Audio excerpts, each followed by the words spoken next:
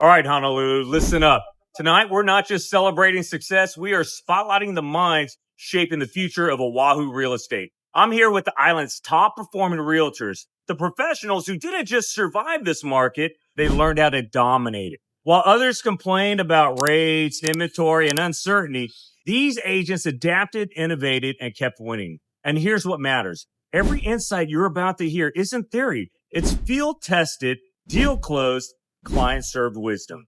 My goal tonight, to pull back the curtain on what actually drove their success in 2025 and what they see coming next, so buyers, sellers, and fellow professionals can move smarter, not harder. So let's get into it, because opportunity doesn't wait, and neither does Hawaii real estate. My name's Sarah, Lockwood-Sepulveda. I'm an agent with Real Broker.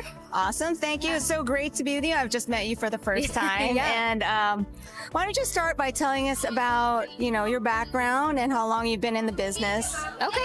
So I actually purchased a home with my husband, and that was back in 2016. And I think with that purchase, it led us to real estate and entering a career. He started first, and then I joined him a year after, and real estate changed our lives. Yeah. So we purchased our first home, and we purchased a second home after another year because we knew we could do it. The VA loan is such an amazing benefit to have.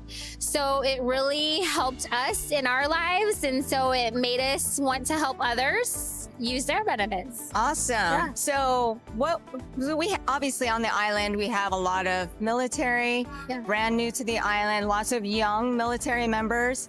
What advice would you give to a young military member who may not realize that the benefits of investing and buying a home?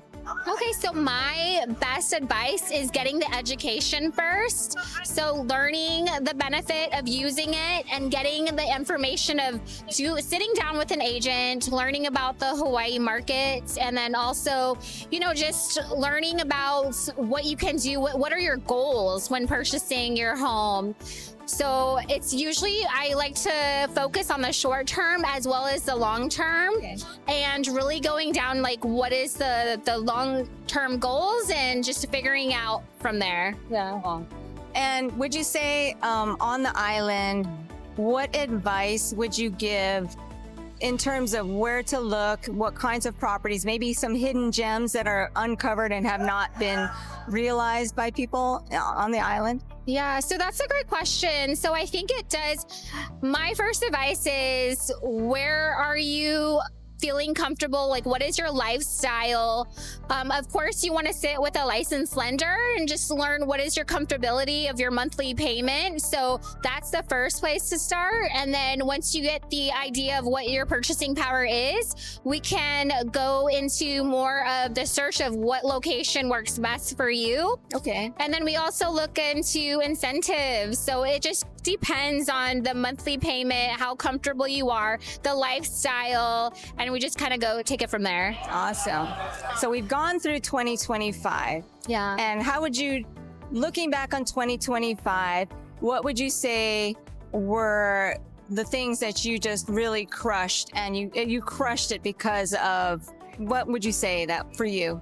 What did I crush it? More are you saying what did you just totally knock out of the park? You just really hit a home run. This was really great in your business, and maybe even what would you do different going into 2026? So I think 2025 is more of learning, because you kind of have to go with the trends of the market and what's happening. And, there were some challenges and obstacles that we had to face. So I think when you do deal with those situations, you're learning, you're experiencing, and I feel based on the experiences of this challenging year, you could take it, you can apply it and educate others on what you've learned and how to do better for the next upcoming year and what to look out for.